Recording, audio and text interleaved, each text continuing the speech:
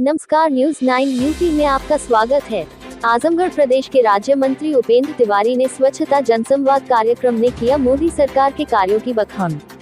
आजमगढ़ प्रदेश के राज्य मंत्री उपेंद्र तिवारी स्वच्छता संवाद कार्यक्रम को लेकर आजमगढ़ पहुंचे और उन्होंने योगी और मोदी सरकार के कार्यों का बखान किया। इस दौरान आजादी के अमृत महोत्सव को लेकर 75 किलोग्राम प्लास्टिक के रिसाइकलिंग के अभियान के बारे में जानकारी दी। वही पेट्रोल डीजल समेत अन्य सामानों की महंगाई पर उन्होंने कहा कि लोगों की प्रति व्यक्ति आय बढ़ी है और किसानों को भी दोगुना आय करने का लक्ष्य है, जिसका असर महंगाई पर पड़ रहा है। उपेंद्र तिवारी ने कहा कि पिछले 68 वर्षों में जो काम नहीं हुआ सीएम योगी आदित्यनाथ के कार्यकाल में कार्य हुआ है। चाहे विकास का हो, भ्रष्टाचार पर चोट का हो, सभी क्षेत्रों में योगी सरकार ने उल्लेखनीय काम किया है। पिछले दिनों बारिश के चलते जल जमाव बहाने नुकसान, तो उन्होंने कहा कि यह दैवीय प्रकोप है और पूर्वांचल में कई जिलों में इसका असर है, लेकिन सरकार पर काम कर रही है। धीरे धीरे सब ठीक हो जाएगा। वही जन कल्याणकारी योजनाओं के बारे में उन्होंने जानकारी देते हुए कहा कि गांव-गांव में जाकर सर्वे कर लिया जाए कि आजादी के बाद कितना विकास हुआ और अब क्या स्थिति है। शौचालय सबसे ज्यादा बने हैं। राज्य मंत्री ने भ्रष्टाचार पर भी बोलते हुए कहा कि जहां-जहां समाजवादी पार्टी, कांग्रेस व बसपा की जड़ें मजबूत है, वहां पर भ्रष्टाचार ज्यादा है, लेकिन योगी सरकार इस पर जीरो टॉलरेंस रखती है। Bureau report, Azamgarh. देखिए, आजादी के 75वें वर्ष के अवसर पे माननीय प्रधानमंत्री जी और माननीय मुख्यमंत्री जी द्वारा पूरे उत्तर प्रदेश और देश के अंदर यह अमृत महोत्सव के रूप में मनाया जा रहा है, जिसमें सरकार द्वारा विभिन्न तरीके के कार्यक्रमों का आयोजन पूरे उत्तर प्रदेश और देश के कोने कोने में केंद्र सरकार से लेकर के राज्य सरकार जितनी जन कल्याणकारी योजनाएं हैं उनको पहुंचाने में, उत्तर प्रदेश और हिंदुस्तान के गांव, गरीब, किसान, मजदूर, मजलूम और देश की माताओं, बहनों और नौजवानों के सेवा करने में, और उसी परिप्रेक्ष्य में एक कार्यक्रम स्वच्छता अभियान का जो महात्मा गांधी जी की जन्म दिवस 2 अक्टूबर को था, तो 1 अक्टूबर से लेकर के 31 अक्टूबर यानी सरदार वल्लभ भाई पटेल के जन्म दिवस के अवसर पे सरकार ने यह अभियान लिया है कि 1 अक्टूबर से लेकर 31 अक्टूबर के बीच जितने हमारे सरकारी प्रतिष्ठान हैं यानी सरकारी विभाग हैं, जितने सामाजिक संगठन हैं, जितने भी राजनीतिक दल हैं, उन सबसे आह्वान है देश के प्रधानमंत्री जी और मुख्यमंत्री जी का, हम सबका, कि आज़ादी के 75वें साल पे अमृत महोत्सव के अवसर पे पूरे देश से single use plastic 75 lakh KG plastic collect करना है और उसको रिसाइकलिंग करके राष्ट्र निर्माण के उसमें लगाना है। उसी परिप्रेक्ष्य में आज स्वच्छता अभियान का आज 12वां दिन है, लगभग जिला ये 18वां 19वां होगा। उसी परिप्रेक्ष्य में आज हम सब लोग यहाँ पे आए हुए हैं। आज इस स्वच्छता संवाद का कार्यक्रम आजमगढ़ की धरती पे है और इसलिए हम सब आए हुए हैं। सर, आजमगढ़ बाढ़ की झेल रहा है और काफ़ी बीमारी फैल रही है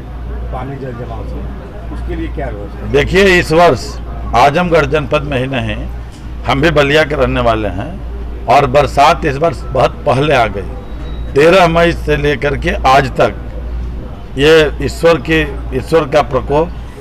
पानी ज़्यादा हुआ है पूर्वांचल में, और इसलिए माननीय मुख्यमंत्री जी जब बलिया जनपद में आए थे बाढ़ के दौरान, तो उन्होंने स्पष्ट वहाँ पे आदेश दिया और शासन से आदेश है कि जहाँ पे भी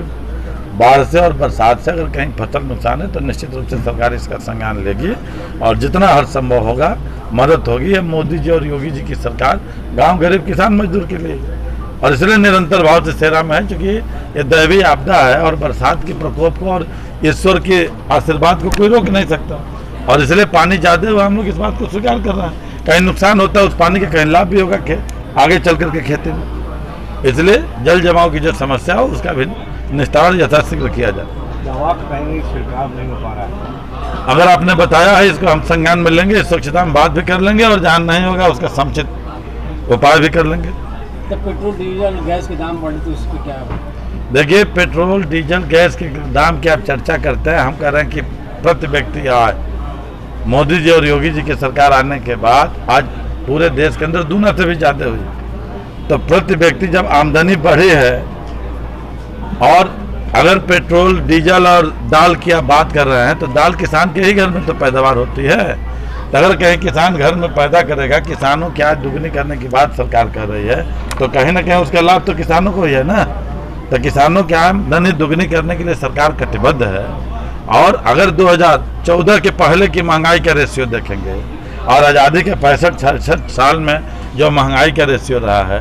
और जो माननीय मोदी जी और योगी जी की सरकार का रेशियो है, तो देखेंगे तो काफ़ी अंतर है। जो काम 66 साल के अंदर नहीं हुआ है उससे कई गुना ज़्यादा काम 7 साल के अंदर हुआ है। जो काम 68 साल के अंदर उत्तर प्रदेश में नहीं हुआ है उससे कई गुना ज़्यादा काम 4.5 साल के अंदर पूज्य योगी आदित्यनाथ जी महाराज जी के नेतृत्व में हुआ है। और अगर विस्तार से जाना होगा तो जब बोलना शुरू होंगे तो आप पूछ सकते हैं, और उसके बाद अगर कोई कंफ्यूजन होगा तो हम बता देंगे कि किस क्षेत्र में। पेट्रोल का दाम जैसे अभी हमारे सीडीओ साहब शौचालय की चर्चा कर रहे थे कि जितना आजमगढ़ जनपद में शौचालय बना है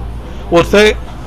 इतना किसी किसी राज्य में नहीं बना है। या अभी मिजोरम और कहाँ की बात करें, उसी तरह से आप मीडिया के लोग हैं, आपसे मैं कहना चाहता हूं कि अगर आपको विकास देखना है आजमगढ़ के किसी भी गांव में चले जाइए और देखिए कि आज़ादी के 66 साल में उस गांव में कितने शौचालय बने, कितने आवास बने, कितने लोगों के राशन कार्ड बने, कितने लोगों के वृद्धा विधवा विकलांग पेंशन बने, कितने लोगों के घरों में बिजली के तार और खंभे थे, कितने लोगों के घरों में प्रधानमंत्री किसान सम्मान निधि का लाभ पहुंचता था, कितने लोगों के घरों में बच्चों के लिए ड्रेस, स्कूल, जूता मोजा पहुंचता था पढ़ने जाने के लिए, और कितने गरीबों के घरों में ये किसान सम्मान निधि का लाभ पहुंचा था, कितने किसानों का कर्ज माफी हुआ। 66 साल में कितना था और आज 7 साल के अंदर 4.5 साल के अंदर कितना रेशियो है। जिम्मेदारी के साथ कह सकता हूँ उत्तर प्रदेश सरकार के खेल, युवा कल्याण और पंचायती राज मंत्री होने के नाते कि शौचालय के मामले में जाएंगे 30 गुना ज़्यादा बना होगा, आवास के मामले में जाएंगे 18 गुना ज़्यादा बढ़ा होगा, पेंशन और शौचालय और इन सब से ये इसमें जाएंगे, राशन कार्ड वगैरह में तो इसमें भी कम से कम 10 गुना ज़्यादा अंतर होगा। आप जाइए किसी गांव का आंकड़ा निकालिए।